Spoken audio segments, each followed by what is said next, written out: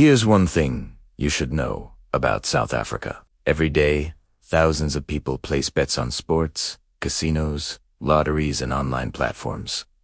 For some, it feels like harmless fun, but for many, gambling is tearing apart lives, relationships, and families. So why does our government allow betting companies to operate knowing the destruction they cause? To answer this question, we need to look at the bigger picture. Gambling is not only legal in South Africa, it's a regulated industry. That means betting companies can advertise, sponsor sports teams, and set up shops in our communities. The government collects billions in taxes and licensing fees from these companies every year. In fact, the gambling sector contributes significantly to the economy. It funds infrastructure, public services, and even jobs. But here's the other side of the story.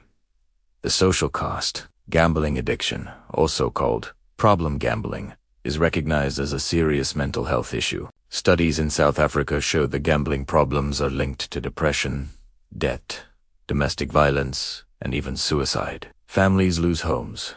Children suffer and entire communities feel the impact. Yet, despite these risks, betting companies continue to thrive. Why? Because regulation is a double-edged sword. By making gambling legal, the government can monitor and tax it. But it also gives these companies a license to profit from people's losses. And with aggressive advertising, they normalize betting as entertainment, making it harder for vulnerable people to resist. The question is, how do we weigh these two sides? How can we balance the economic benefits of a regulated gambling industry with the social costs and potential harm to our communities? Before we explore this further, let's take a closer look at the numbers.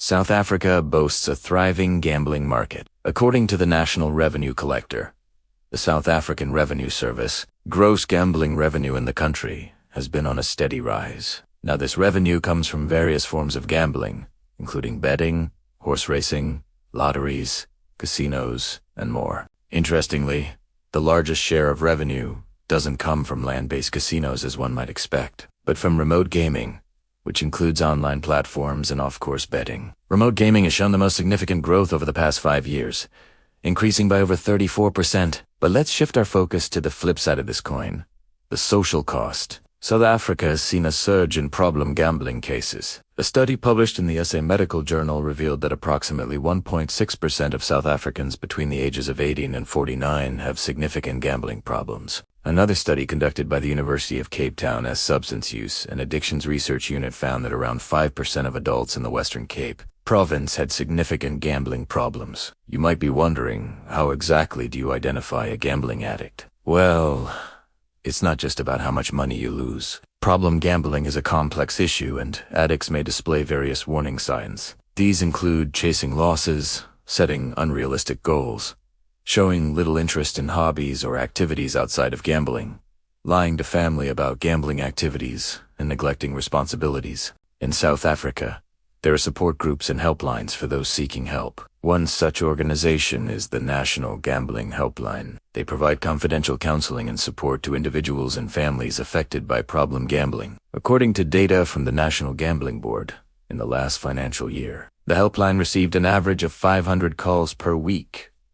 Of these calls, 36% were from women and 64% were from men. The majority of callers were between 30 and 49 years old, with the highest number of calls coming from people who had lost more than 100,000 rand. The question is, what drives people to gamble, and how does it affect their lives? Gambling, in essence, is a form of escapism. It offers the allure of quick money and an opportunity to escape from financial constraints, relationship problems, or personal issues. But this temporary reprieve often leads to devastating consequences. The cycle begins with small bets that promise big wins. People start gambling casually, seeing it as a way to alleviate stress or boost their income. However, as they chase the excitement of potential winnings, they become increasingly desperate. Imagine being a taxi driver who loses his vehicle due to unpaid fines, and then turns to gambling as a way to make ends meet. He starts betting on sports events, hoping to win enough to buy back his taxi and regain his source of income. But instead, he finds himself in deeper financial trouble, unable to pay for basic necessities like food and housing. His desperation grows, leading him to pawn his possessions to fund his gambling habit, or consider a single mother who uses gambling as an escape from the challenges of raising children on her own. She dreams of winning a significant sum that will alleviate her financial burdens and provide a better life for her kids. However, she finds herself losing more than she can afford, jeopardizing her housing stability and straining her relationship with her children. These stories aren't just hypothetical. They're drawn from real-life experiences of individuals entangled in the cycle of problem gambling. It's a cycle that often leads to severe financial, emotional, and social consequences. As we delve deeper into this topic, we want to hear from you. What are your thoughts on gambling? Do you see it as a necessary evil that brings in revenue for the government?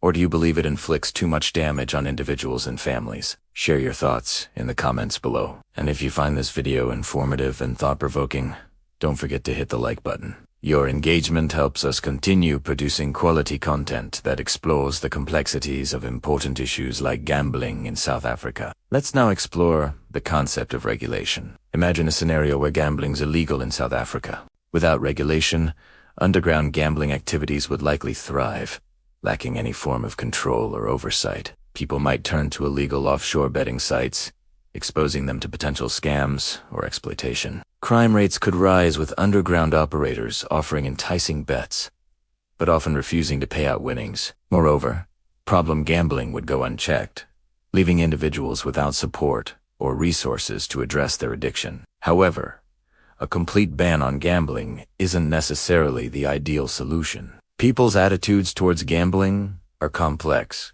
Many enjoy it as a form of entertainment, while others view it as a potential source of income. Outright banning gambling could lead to a resurgence of illegal activities and renewed calls for legalization. Instead, the focus should be on effective regulation. Imagine a system that strikes a balance between generating revenue and protecting citizens. Stricter regulations could include higher taxes on betting companies, limitations on advertising, and mandatory checks to prevent underage gambling. Additionally, support systems could be strengthened with ISIE, accessible helplines and treatment programs. This approach not only safeguards vulnerable individuals, but also ensures that the economic benefits of gambling remain within the country rather than lining the pockets of illegal operators abroad. The question is, how can we hold these companies accountable? We need to reimagine the role of gambling companies in our society. Currently, they operate with limited oversight, leading to a proliferation of betting shops in low-income areas and sponsorship deals with sports organizations. This heavy advertising normalizes gambling and makes it more likely that people, especially those already struggling financially, will get caught in its trap. Imagine a regulatory framework that prioritizes the well-being of citizens. Instead of allowing unlimited advertising, the government could impose restrictions similar to those on alcohol and tobacco advertising, which are already banned during sporting events and restricted based on proximity to schools and places of worship. Additionally, gambling companies could be prohibited from sponsoring events popular among young people like esports tournaments or music festivals. By taking these steps, the government would not only curb the normalization of gambling, but also reduce the accessibility, particularly among vulnerable populations. It's time to reframe the narrative around gambling. It's not just about luck or chance. It affects real people with real lives. While it might seem like a harmless form of entertainment for some, it's a dangerous addiction for many. If you or someone you know needs help, reach out to support groups, helplines, or counseling services. Educate yourself and others about the warning signs of gambling addiction and the resources available to those struggling with it. In South Africa, we have the power to change the narrative. Through awareness, education, and support, we can create a society that promotes responsible gambling and protects those most vulnerable to its harmful effects. Thank you for watching this episode of The Bigger Picture. If you found it insightful, please give it a thumbs up and share it with someone who might also find it interesting. Your support helps us keep you informed on important topics. Now, check out this video on responsible consumption and production, which aligns with the theme of mindful choices and positive change. Keep engaging with us for more thought-provoking content.